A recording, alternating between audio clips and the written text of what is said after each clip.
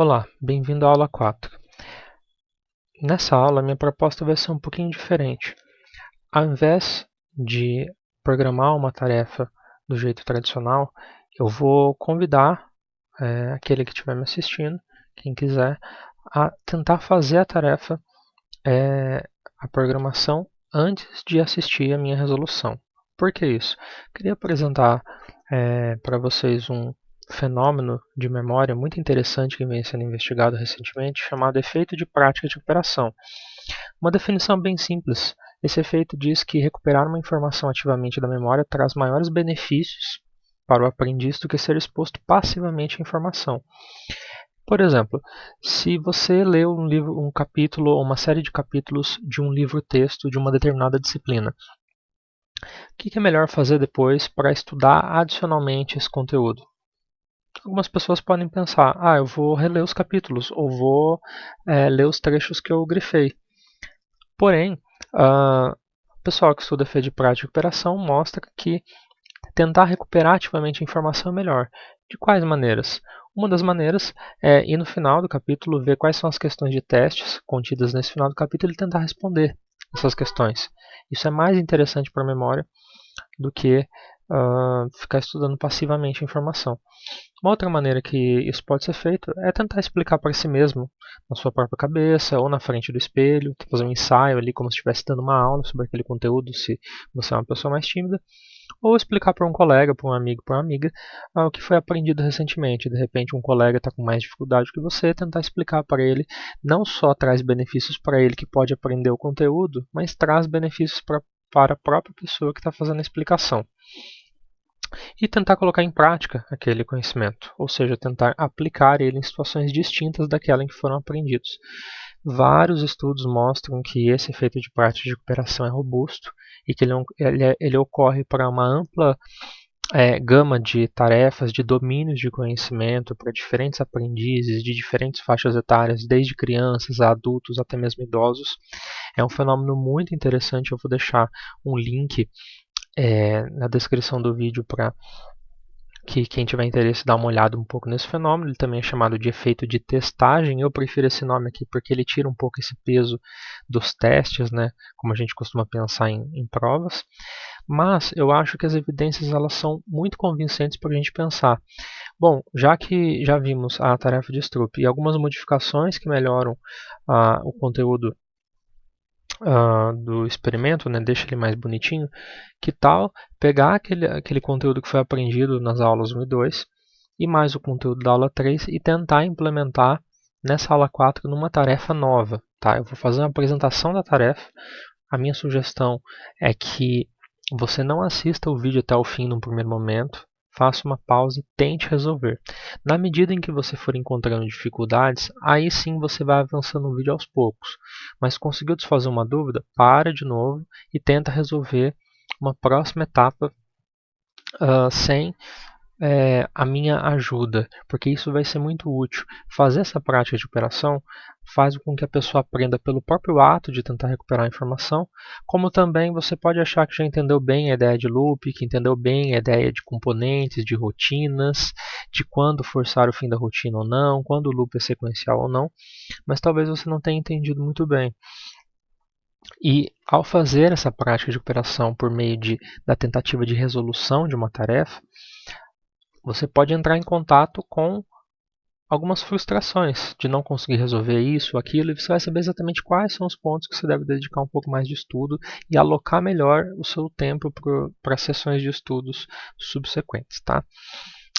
Então, feita essa pequena, longa introdução, espero ter convencido vocês de que é interessante fazer a prática de recuperação, e agora eu convido vocês a fazer uma prática de recuperação com base no objetivo desse vídeo, que é programar essa tarefa, que é a tarefa que não sei muito bem como traduzi-la, seria Erikson Flanker Task. Erikson, que é o nome acho que é um casal que publicou o primeiro artigo na década de 70 sobre o assunto. Flanker seria flanqueadores, uma palavra não muito comum para a gente, mas eu já vou explicar o que significa isso. Antes disso, eu queria fazer uma introdução sobre método de pesquisa. Então, o que ocorre nessa tarefa? Eu tenho uma variável independente. O que é uma variável independente? A velha dúvida do estudante no início do curso de psicologia e possivelmente no início de outros cursos. A variável independente é aquilo que é manipulado pelo pesquisador, ou seja, ela independe do que o participante faça ou não. O participante não tem controle sobre isso, quem tem controle é o pesquisador. Então ela é independente do participante. Ela é manipulada. Nesse caso, estudo, na tarefa de flanqueadores de Erickson, a variável independente é a relação entre o estímulo-alvo e os estímulos flanqueadores. Basicamente, o participante vê, deixa eu tirar aqui esse botão, o participante vê 5 estímulos sequenciais, tá? Nesse caso aqui o símbolo de menor, mas a ideia é que são símbolos apontando para a esquerda, ou símbolos apontando para diferentes direções. A tarefa do participante é julgar o estímulo do meio, né? O terceiro estímulo. Ele está apontando para a esquerda ou para a direita? Na condição congruente, os demais estímulos, que são os flanqueadores, que fazem o flanco, estão ao redor dele, apontam para a mesma direção. Daí o nome congruente. Pode ser tanto apontando todos para a esquerda ou apontando todos para a direita. Essa é a primeira condição. Na condição incongruente, perceba que o estímulo do meio aponta para uma direção e os estímulos que estão ao redor dele apontam para a direção oposta. Isso ocorre tanto aqui quanto aqui. O estímulo aponta para a esquerda e os demais apontam para a direita. Essa é uma condição incongruente, né? O participante é instruído a ignorar todos os estímulos que estão ao redor e se concentrar só nesse, mas o efeito do flanker indica que parece que esses estímulos que estão ao redor, eles têm um efeito sobre o desempenho, sobre o tempo de reação dos participantes. Por fim, eu tenho uma condição neutra, em que os estímulos que estão ao redor, eles nem facilitam o processamento no sentido de apontar a direção correta da resposta e nem atrapalham esse desempenho. Eu tenho aqui no meu navegador alguns exemplos dessa tarefa, aqui no site do Wikipedia. Eu poderia ter isso com setinhas mais bonitinhas mesmo. Então aqui eu tenho uma condição incongruente, essa seta aponta para a esquerda e as demais para a direita. Aqui todas apontam para a esquerda. E aqui uma condição neutra. Mesma coisa aqui, eu tenho um outro exemplo dessa tarefa, com outros símbolos, com outros tokens, mas a lógica é a mesma. Aqui eu tenho um outro modelo também, se eu tiver interesse, tá? Ok. Deixa eu ver se eu tenho mais algum aqui. E aqui a mesma coisa, falando que o efeito flanker seria que o tempo de reação é maior quando as setas intrusas são incongruentes, ou seja, quando elas apontam em direções opostas ao estímulo-alvo, do que quando elas são congruentes. Então, um efeito, nesse caso, é demonstrado quando esse tempo aqui de reação é maior do que o tempo de reação nessas tentativas. Tá? Então, eu tenho a minha variável independente, que é a congruência ou não, e ela tem 3 níveis. Pode ser congruente, incongruente ou neutra. E eu tenho a minha variável dependente. O que é ela? O que é isso? É aquilo que é mensurado pelo pesquisador. Nesse caso aqui, são os tempos de reação para cada uma das tentativas. Geralmente eu calculo uma média, uma mediana, em função do tipo de tentativa. Então, se eu tiver aqui 5 tentativas, eu quero saber qual é a média das 5, a média das 5 daqui e a média das 5 daqui. E quero comparar essas médias, tá? Então, como que eu vou fazer aqui? Eu quero que tenham 240 tentativas por condição. Sugiro que vocês pausem mais ou menos nesse ponto do vídeo quando vocês forem começar a fazer a tarefa. Tá? Então, o número de tentativas eu quero que seja 240 por condição. Ou seja, eu quero que tenham 240 por condição e 120 para cada um dos dois estímulos daquela condição. Ao todo, 720. Ou seja, 120, 240, 360, 480, 600, 720. 720 tentativas ao todo, tá? Não se preocupem, porque o fato de ser mais tentativas não vai dar mais trabalho para resolver o problema, tá? Se você está achando que o número de tentativas vai influenciar na dificuldade de fazer o exercício, isso não vai acontecer. Bom, qual vai ser a duração do estímulo em cada tentativa? Cada uma das 720, quanto que vai durar? Eu quero que dure até o participante responder. Qual que vai ser o ITI das tentativas? Eu quero que seja de 750 milissegundos. Eu poderia colocar uma cruz de fixação, igual tem em algum dos exemplos aqui. Aqui eu tenho um exemplo que tem cruz de fixação, tá? Mas eu vou fazer sem cruz de fixação, sem um pontinho para a gente fixar.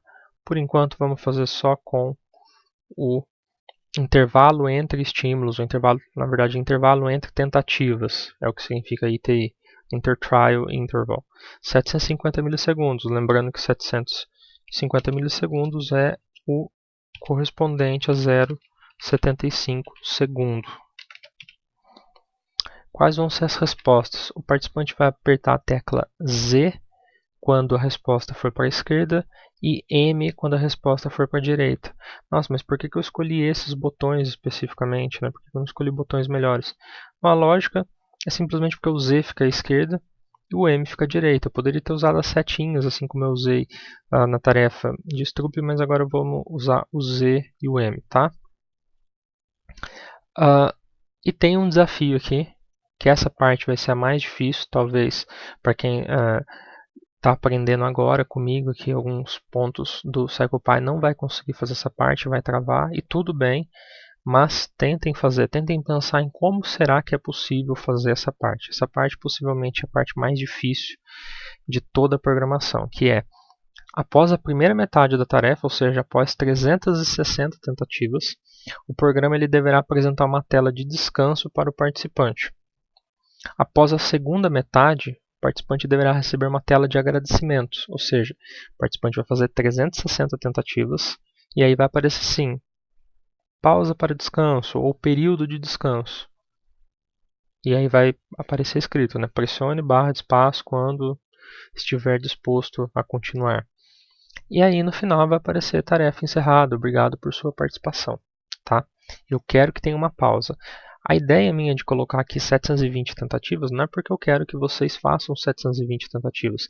É para simular um cenário real em que o participante tem tantas tentativas que fica inviável que ele faça todas as tentativas de uma vez, que seria interessante pôr uma pausa ali. E para a gente exercitar como que a gente programa uma pausa dentro do CyclePy. Tá bom? E a dica que eu deixo é a programação ela pode ser realizada com sucesso com apenas 3 rotinas e 3 loops. Tá? Deixa eu diminuir um pouco o meu zoom aqui. Então aqui eu tenho as definições da tarefa, dá para ver todas elas aqui na tela agora. Se vocês quiserem, podem pausar o vídeo nesse momento e tentar resolver a tarefa. Eu vou prosseguir falando e vou começar a fazer a resolução, tá bom? Bom, então vamos lá. Eu vou começar pela tela de instruções, tá? Mas antes de mais nada, eu estou com um arquivo aqui aberto, deixa eu já salvá-lo. E eu vou chamá-lo de Flanker. Eu não estou no lugar certo. Deixa eu vir aqui para o desktop.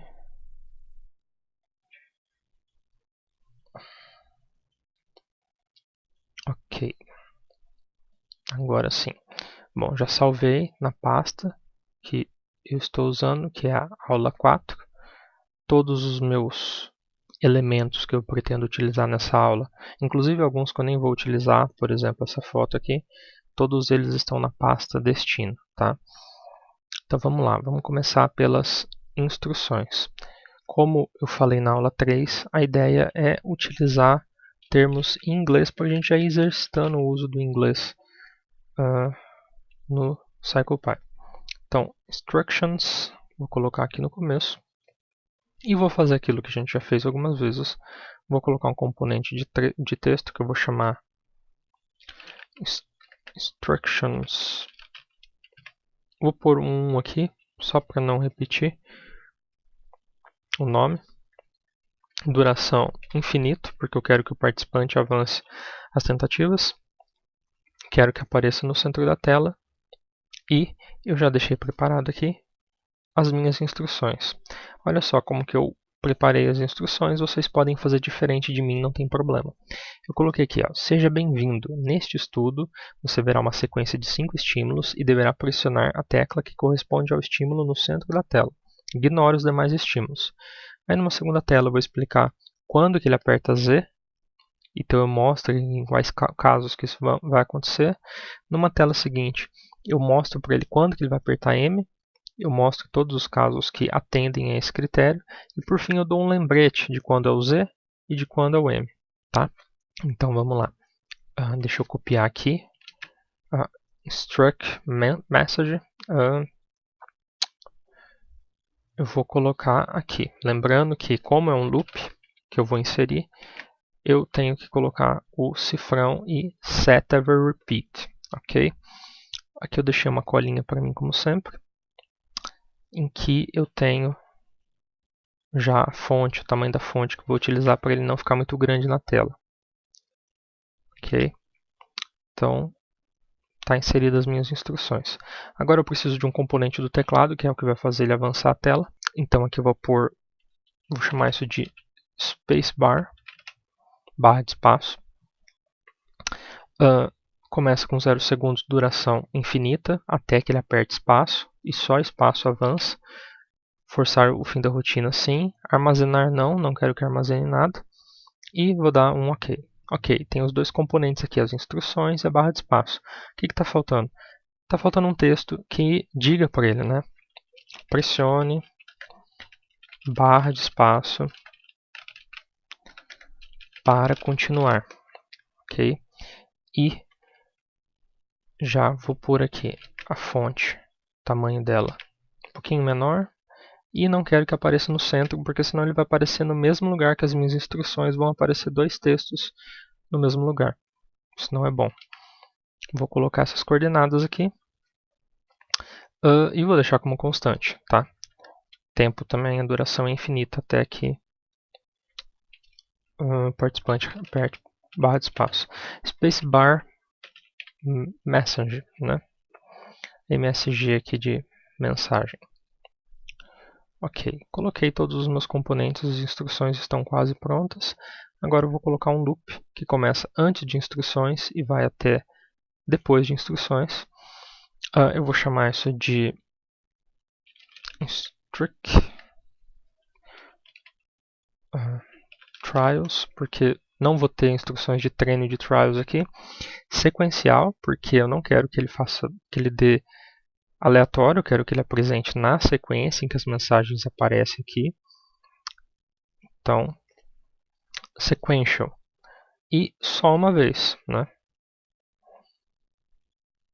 Selecionei instructions, ele tem 3 parâmetros. Screen, que está aqui, eu não vou usar para nada, só coloquei para saber quantos eu tenho. E a mensagem, na verdade 2 parâmetros, né? Falei 3. 4 condições e 2 parâmetros. 4 condições no sentido de que eu tenho 4 linhas sem contar o cabeçalho. Ok? Deixa eu salvar aqui. E aqui está tudo pronto. Vou salvar aqui também, que é uma boa prática. O ideal agora, lembrando sempre, era eu já testar isso.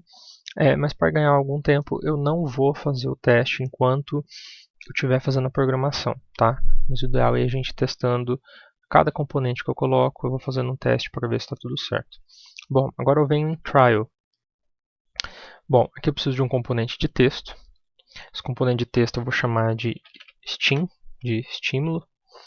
Duração dele infinita. Por que infinita? Porque eu estou seguindo essa instrução aqui, até o participante responder. Ok? Beleza. Então aqui agora a cor eu não vou mexer, nada disso eu vou mexer. A única coisa que eu vou mexer é aqui, que eu vou ter que colocar algum valor. Ok? Mas antes de eu fazer isso, deixa eu abrir um outro arquivo do Excel aqui para preparar esses dados, né? Deixa eu preparar aqui antes. Então o que eu vou precisar no fim das contas? Eu preciso copiar isso daqui.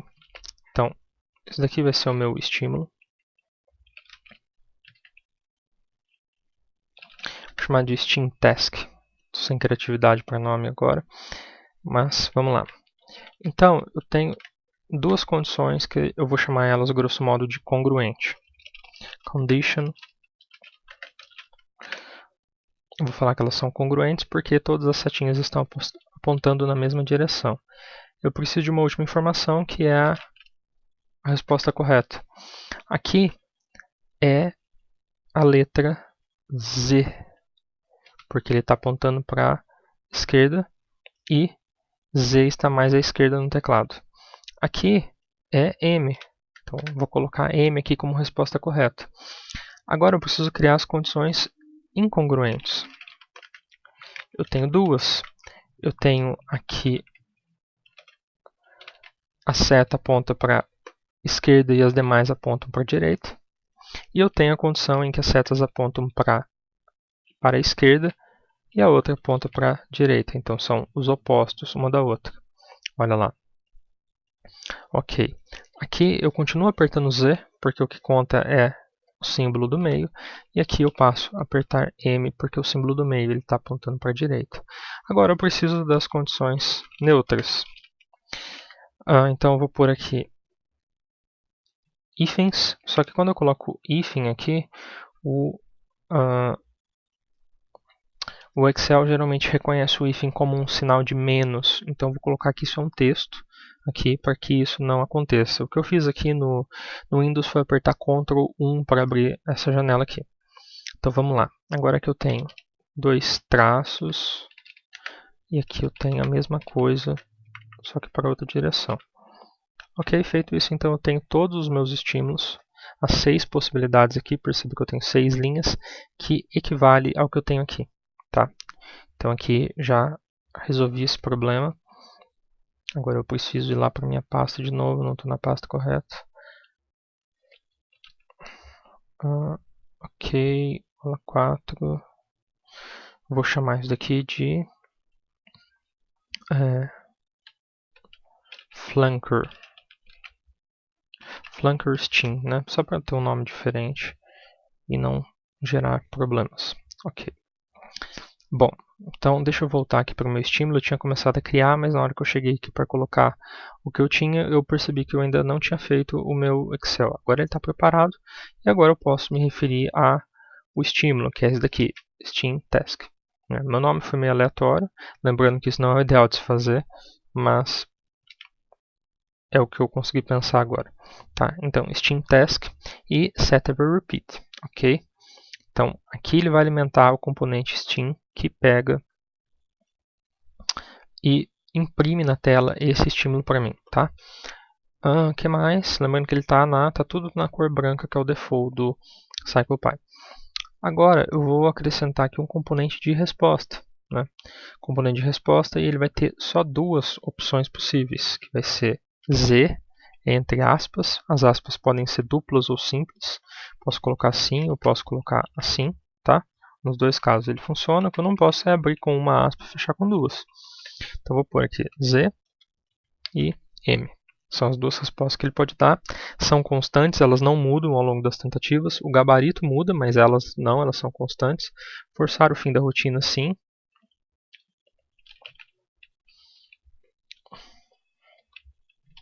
Resp Trial, eu vou chamar esse componente. Armazenar o último botão, pode ser, e armazenar correto. Correto está onde? Está aqui, ó, cor. Então, ele vai pegar aqui em cor. Beleza? Então, está feito esse componente também. Ok. Então, trial, não falta mais nada. Né? Na verdade, o que falta agora é eu pegar o loop e colocar aqui. Beleza. Bom, quantas tentativas vão ter o meu loop? O número de tentativas vai se basear nesses valores que eu coloquei aqui. Então vamos pensar o seguinte, eu quero 720 tentativas. Quantas que eu tenho aqui? Eu tenho 6. Então basicamente o que eu teria que fazer é 720 dividido por 6, e aí eu vou ter que ter 120 repetições desse loop, tá? Mas eu não vou pôr 120, eu vou pôr uma só, e vou explicar por quê já já. Vou pôr uma repetição apenas, tá? E vou selecionar aqui Flanker Steam. Selecionou aqui 6 condições, né, 6 linhas e 3 parâmetros, que são Steam Task, Condition e Cor. Vou dar um OK e beleza, já tenho as minhas tentativas. Eu dei como dica aqui que a programação podia ser feita só com 3 rotinas e 3 loops. Vamos ver se isso é possível. Acabei de perceber um negócio aqui. Eu esqueci de colocar o ITI, né? Então, deixa eu voltar aqui e fazer a modificação. Então aqui, na verdade, ele vai começar com 0,75. E aqui é a mesma coisa, 0,75. Eu já ia me esquecendo desse componente, desse critério aqui da tarefa. Beleza. Então agora eles demoram um pouquinho para começar. Ok, o que está faltando então? Deixa eu pôr aqui 120 e depois eu explico o que eu estou fazendo. Tá. Então se eu tiver 120 aqui, ele vai acontecer 6 tentativas cada e ele vai atingir os 720 tentativas. Só que como que eu delimito quando vai ter esse intervalo? Uma possibilidade seria eu colocar um componente aqui. Vou chamar esse componente de break. Então, se eu colocar ele aqui, eu posso fazer ele ter um break aqui dentro, certo? Só que tem um problema. Se eu colocar um break aqui, ele vai ser logo depois de uma tentativa. Isso parece que não vai dar muito certo. Se ele estiver dentro do meu loop, não vai funcionar muito bem. Então, deixa eu remover. Deixa eu colocar o break agora aqui fora. E agora? Será que vai funcionar? Veja bem, e se eu tiver aqui 360 tentativas e depois vier para cá? E aí ele fazer o break? Será que dá certo? Bom, por ter 360 tentativas aqui, então aqui já não pode ser mais 120. Ele tem que ser 60. Por quê? Porque 60 vezes 6 dá 360. Olha só. 60 vezes 6. Vamos fazer isso com calma porque é meio difícil de entender. Então eu tenho 60 repetições do loop vezes essas 6 tentativas aqui. Né? 60 vezes 6 dá 360. É a metade do número que eu preciso. O número que eu preciso mesmo é 720. Mas olha só, se ele vier aqui, e se depois eu conseguir fazer uma pausa aqui e voltar para cá? Será que isso é possível? Bom, vamos fazer um teste. Será que eu consigo colocar um outro loop aqui? Então, se eu colocar um loop daqui que vem até aqui. Olha, ele deu certo aparentemente. Deixa eu colocar aqui que eu quero uma única repetição e vou dar um OK, não vou configurar mais nada. Olha lá, eu consegui colocar dois loops, um loop dentro do outro. Então o que vai acontecer aqui? Ele vai entrar, ele vai passar pelas instruções, vai passar por cada uma das linhas, porque é sequencial. É uma repetição só, 4 linhas. Eu sei disso porque aqui está sequential e aqui está 1. E aqui está 4 condições. Aí ele vai entrar no trial. No trial, ele vai passar pelo trial 60 vezes. Ou seja, ele vai sortear uma linha aqui. Deixa eu apagar isso aqui, senão ele vai me atrapalhar. Ele vai sortear uma linha aqui. Por exemplo, sorteou essa. Aí ele vai excluir. Aí ele vai sortear uma outra linha. Aí ele vai excluir também. Aí ele vai sortear uma outra linha. Ele vai excluir. E depois que ele tiver sorteado as 6 linhas, ele vai começar tudo de novo. E ele vai fazer esse processo 60 vezes até que tenham se passado 360 tentativas. Tá? Aqui em Trials. Depois ele vai chegar aqui no Break. Se eu conseguir colocar um Break aqui, eu posso fazer ele voltar aqui e repetir esses Trials mais 60 vezes e chegar aqui e acontecer alguma coisa que não é mais um break, que é um final da tarefa, e sair. E acabou. Ou seja, se aqui eu tenho 60 vezes 6 dá 360, aqui eu tenho que ter qual valor para dar 720? Eu tenho que ter 2. Ó, eu tenho que ter 2 repetições aqui. Tá? Eu tenho que ter 2 repetições nesse loop aqui. Tá?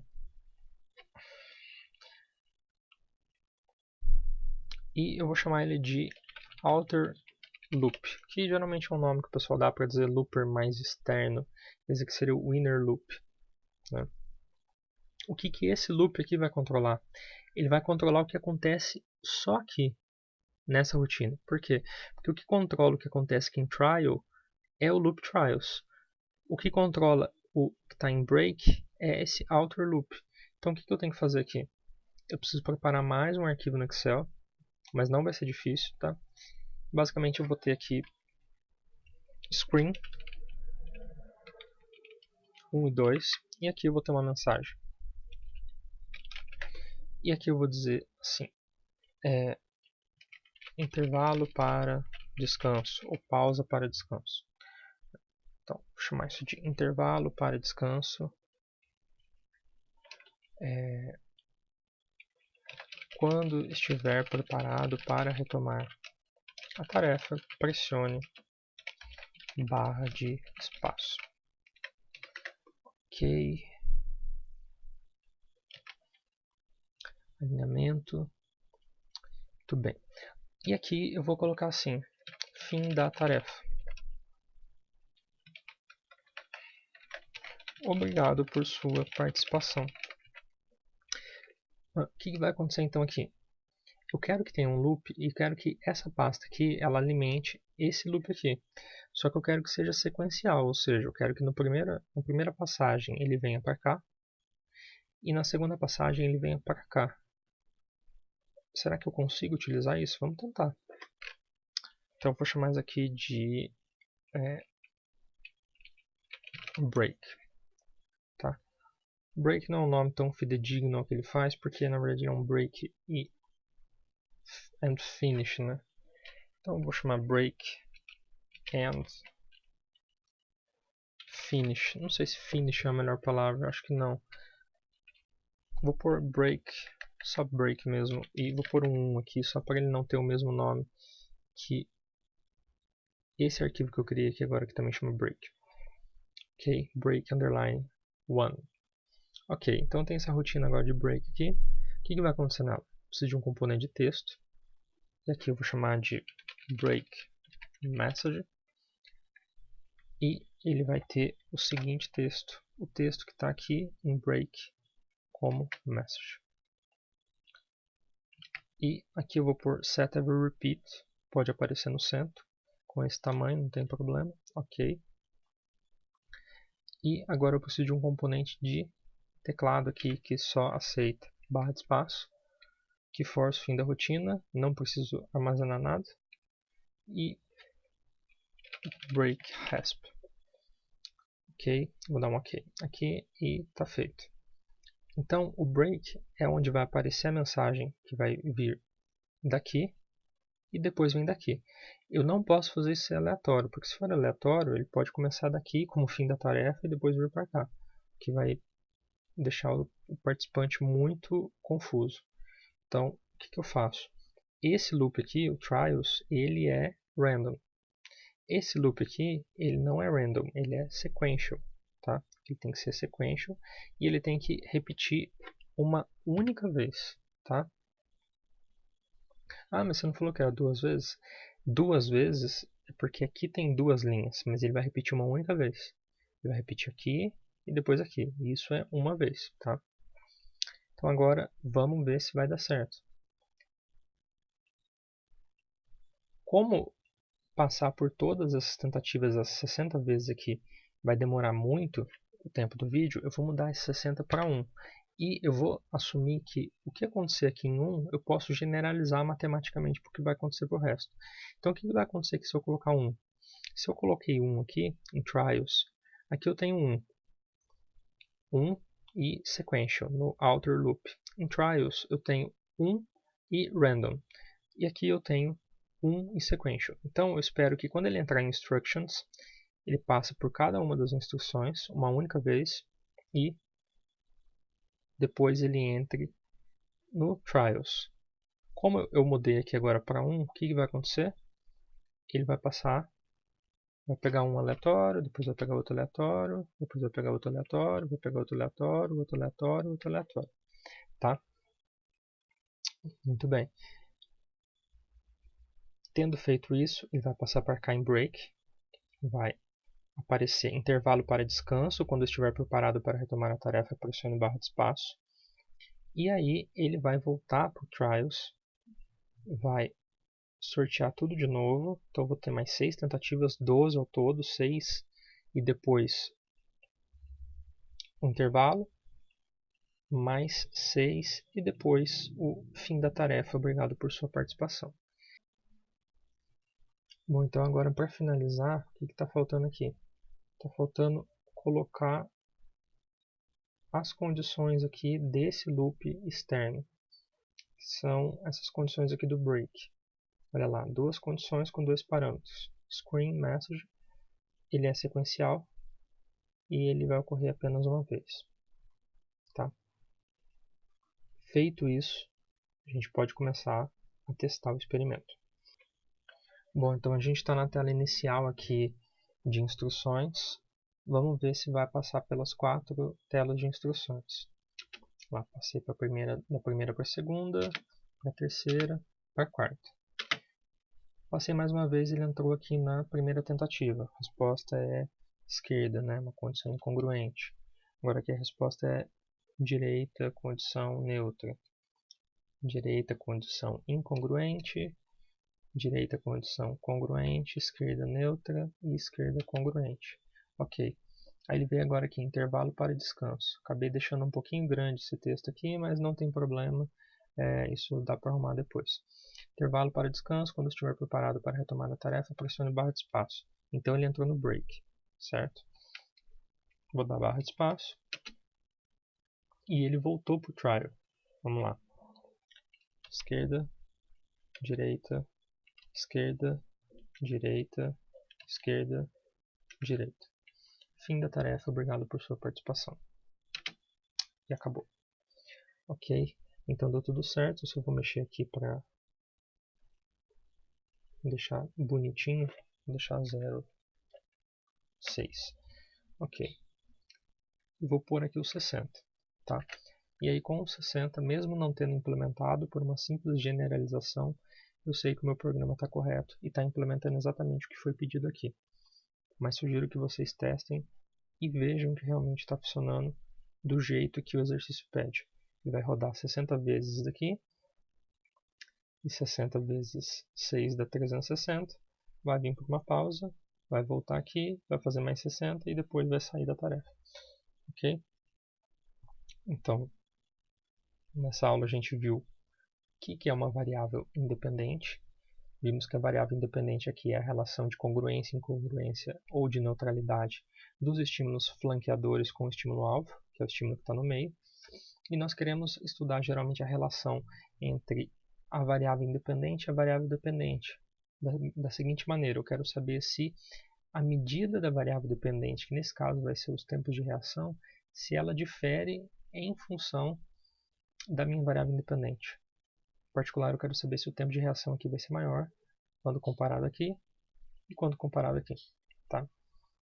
Eu passei alguns parâmetros da tarefa que ajudaram vocês ou não a fazer isso e demonstrei realmente que com 3 rotinas e 3 loops era possível resolver a tarefa. De fato, essa parte aqui era um desafio, mesmo eu dando a dica, porque talvez muitos de vocês tenham pensado que esse loop era um loop que só pegaria o break e não que era um loop pegando um outro loop. A gente ainda vai ver outras possibilidades de um loop estar inserido dentro de outro loop que pode ser útil de maneira diferente do que foi aqui. Ok? E nós vimos também a importância da prática de cooperação para a realização da tarefa. Então sugiro que vocês tentem amanhã ou depois fazer de novo a programação dessa tarefa, agora só olhando para as definições da tarefa e sem a cola minha, porque é uma maneira de tentar fazer com que isso aconteça com vocês, que a informação seja mais beneficiada para vocês por meio da recuperação ativa dela do que simplesmente ser exposto passivamente à informação. Ok? Por hoje era só isso.